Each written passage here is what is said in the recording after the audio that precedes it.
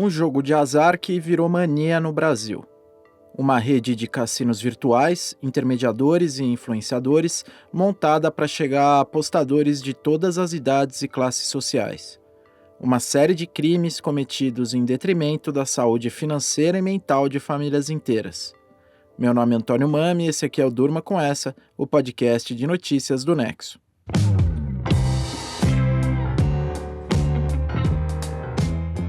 Olá, eu sou o Conrado Corsaletti, estou aqui com o Antônio para apresentar esse podcast que vai ao ar todo começo de noite, de segunda a sexta, sempre com notícias que podem continuar a ecoar por aí.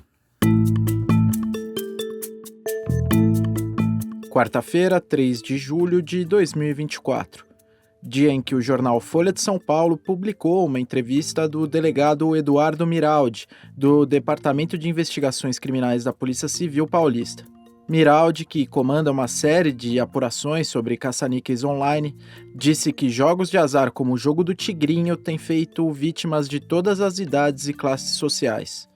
Ele calcula que foram feitos mais de 500 boletins de ocorrência no estado denunciando golpes ligados à prática.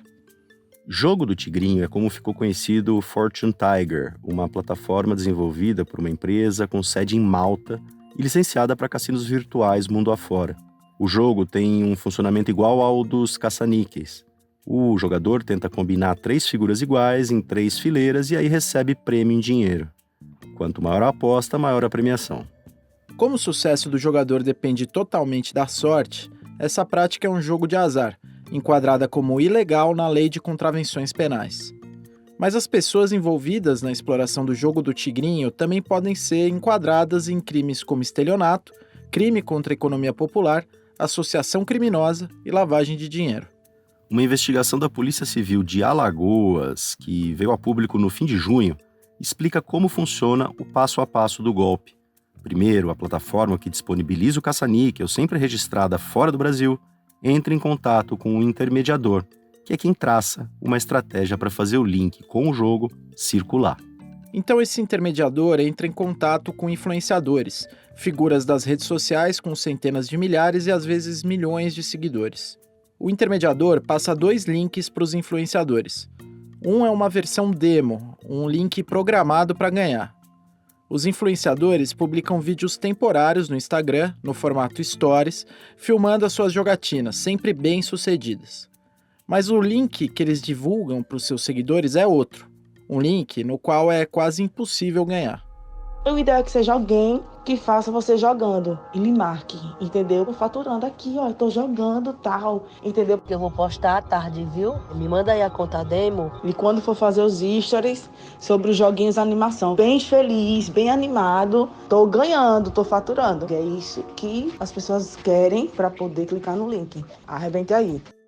Esse diálogo que você ouviu aí é de uma interceptação telefônica feita pela polícia alagoana. Essa interceptação foi divulgada no Fantástico, programa dominical da TV Globo.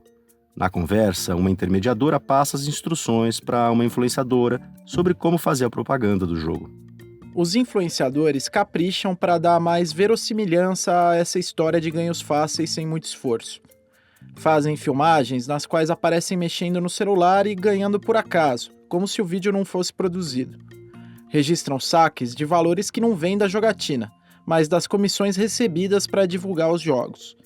Ostentam carros de luxo e viagens, muitas vezes remetendo a um passado de dificuldades. Uma influenciadora presa em Alagoas, por exemplo, era frentista e dizia ter enriquecido jogando nos caça-níqueis. Ela apresentava o seu marido como um advogado que desistiu da profissão depois de começar a ganhar fortunas no jogo do Tigrinho. No Paraná, 4 influenciadores, que se apresentavam como ex-entregadores de aplicativos, contavam uma história parecida e também acabaram pegos pelas autoridades. No Maranhão e no Pará, a polícia também foi às ruas com mandados contra influenciadores que divulgavam o jogo aos seus seguidores. De acordo com as diferentes investigações, as comissões variam. Tem influenciador que chegou a receber R$300 mil para publicar conteúdo sobre o jogo do Tigrinho durante uma semana. Em outros casos, um influenciador recebia valores por cada seguidor recrutado para a plataforma. Dezenas de perfis foram suspensos das redes sociais por causa do golpe, e celulares foram apreendidos para rastrear o esquema e chegar a outros participantes do crime. Mas o grande desafio é chegar às plataformas, sediadas em países com leis permissivas ao jogo, muitas vezes com endereços fantasmas. Enquanto isso, links fazendo propaganda do jogo do Tigrinho seguem circulando e o caça-níquel continua facilmente acessível na internet. Quer um exemplo? Fazendo a pesquisa de áudio para esse episódio, olha qual foi o primeiro resultado que apareceu em uma busca no YouTube. Um vídeo de um canal com menos de 50 seguidores e nenhum conteúdo salvo. Se você clicou aqui nesse vídeo é porque você tá procurando mais informações sobre a estratégia que tá fazendo a galera forrar no game, que vocês sabem qual que é. Então eu deixei um link aqui embaixo, galera, explicando toda a estratégia, tá? É só você clicar aqui que você vai ser direcionado a um vídeo onde eu explico detalhadamente pra vocês essa estratégia, tá? Te espero lá.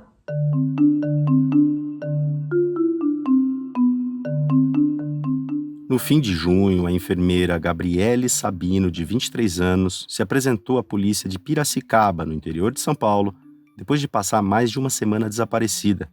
As autoridades investigavam o desaparecimento da jovem depois que os seus pais registraram um boletim de ocorrência na cidade. Gabriele esclareceu o motivo do sumiço. Ela perdeu R$25 mil no jogo do Tigrinho e teve que recorrer a agiotas para pagar a dívida. Então, pressionada pelos novos credores, a enfermeira fugiu para Campo Grande, em Mato Grosso do Sul, onde ficou na casa de uma amiga. A Gabriele perdeu muito dinheiro com o jogo do Tigrinho, mas essa tá longe de ser a maior quantia drenada nesse tipo de golpe. Investigações apontam que existem vítimas que chegaram a gastar R$200 mil nos caça-níqueis, sem retorno nenhum. E tem também registros de que as plataformas não pagam os apostadores mesmo quando eles ganham da banca. O jornalista Carlos Madeiro, do portal UOL, contou o caso de uma dona de casa de Alagoas que entrou na justiça depois de ganhar R$95 mil no jogo do Tigrinho e ter sua conta bloqueada. Há casos parecidos com outros caça-níqueis que têm mecânicas muito parecidas, nas quais o usuário depende só da sorte para ganhar ou perder dinheiro. Jogos com figuras lúdicas, com cores estrambóticas e interface amigável, protagonizados por figuras como touros, coelhos e aviãozinhos. O psiquiatra Rodrigo Machado chamou esses elementos de design de manipulação agressivo numa entrevista à agência Deutsche Welle. Ele atende no ambulatório de dependência tecnológica do Instituto de Psiquiatria da Universidade de São Paulo e explicou que os jogos de azar geram uma dependência porque o risco e a aleatoriedade estimulam progressivamente o sistema cerebral de recompensas do jogador, que vai se afundando. O psiquiatra também disse que a gamificação dos caça-níqueis acaba atraindo crianças e adolescentes. Um levantamento do Instituto Alana mostrou que plataformas estão contratando influenciadores de 6 a 16 anos de idade, tudo para impulsionar os caça-níqueis a fim de que eles cheguem ao público infanto-juvenil, que na maioria das vezes aposta com o cartão de crédito dos pais salvo no celular. A psicóloga Ivelise Fortin, da PUC de São Paulo, disse ao portal Lunetas que esse fenômeno incentiva a impulsividade e a ansiedade e pode afetar o desempenho escolar e a socialização de crianças e adolescentes. O Instituto Alana apresentou esse documento sobre influenciadores mirins para o Ministério Público de São Paulo, pedindo uma investigação contra a Meta, dona do Instagram, rede social onde esses anúncios estão circulando. Os promotores disseram que pediram mais informações à Big Tech, a fim de começar a desenrolar o fio desse esquema de propaganda, golpes, vício e dívidas. O Durma com essa volta já.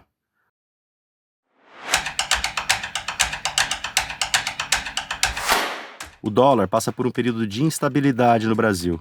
Nesta quarta, a cotação da moeda americana cedeu, depois de bater, na véspera, quase R$ 5,70. Para falar do assunto, a gente recebe aqui o Marcelo Rubissec, que escreveu um texto no Nexo explicando que a flutuação do câmbio depende de uma série de fatores dentro e fora do país. Marcelo, começando pelos fatores externos, o que está acontecendo fora do país que está pressionando o dólar? Acho que é bom a gente começar deixando claro que a cotação do dólar é influenciada por muitas variáveis diferentes. Então pode ter motivos mais ligados àquela ideia clássica de oferta e demanda, com entrada e saída de dólares e tal, mas também pode ter influências de muitas coisas dentro do Brasil, de coisas fora do país. Pode também ser uma questão de expectativas, ou movimentos do mercado à vista ou do mercado futuro. Então, assim, o dólar é uma coisa realmente muito difícil de decifrar. E, além de tudo isso, também costuma ser bem volátil e imprevisível no Brasil. Dito isso, a gente consegue ter alguma ideia de coisas que podem estar afetando o dólar agora. No atual contexto externo, a principal delas talvez seja a piora da perspectiva sobre os juros nos Estados Unidos. Então, antes existia uma ideia de que os juros iam cair lá ao longo de 2024, mas a inflação ficou mais persistente e agora tem aquela ideia de que os juros, então, podem ficar mais altos por mais tempo. Juros mais altos nos Estados Unidos, que é um lugar tradicionalmente seguro para investir, costumam levar à saída de dólares de países emergentes que têm mais risco, como o Brasil. E agora tem também uma série de outras incertezas no cenário externo, como as eleições americanas, que estão ajudando os investidores a tirarem dólar do Brasil e, diga-se também, de vários outros países que também estão vendo suas moedas desvalorizarem em frente ao dólar. E, Marcelo, quais são os fatores internos? O que está acontecendo no Brasil que pode estar impactando o dólar?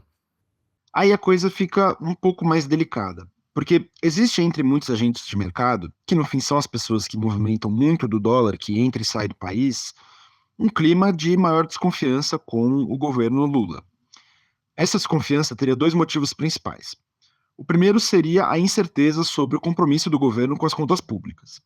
O segundo seriam as dúvidas sobre o que vai acontecer com o Banco Central quando o governo Lula não só indicar o presidente do órgão, mas também quando tiver maioria na diretoria a partir de 2025.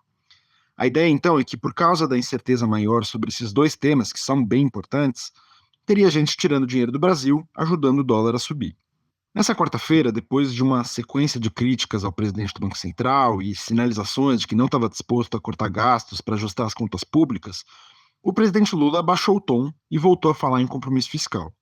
E isso aconteceu depois de uma reunião com o ministro Fernando Haddad em Brasília. E o dólar caiu. Aliás, só uma coisa importante de pontuar, tá? A gente tem muito hábito de associar os movimentos do dólar aos principais eventos do dia. Mas não necessariamente o dólar sobe ou desce sempre por causa de declarações e acontecimentos políticos. Então, como eu disse antes, a cotação sempre está sujeita a muitas coisas que podem influenciar de diferentes maneiras. Resta então a gente continuar acompanhando. O texto do Marcelo você lê em nexojornal.com.br. Do golpe do jogo do tigrinho à instabilidade do dólar, durma com essa. Com roteiro, apresentação e produção de Antônio Mami, apresentação e edição de texto de Conrado Corsaletti, participação de Marcelo Rubissec, edição de áudio de Pedro Pastorizi, produção de arte de Mariana Simonetti. Termina aqui mais um Durma com essa. Amanhã a gente está de volta. Até!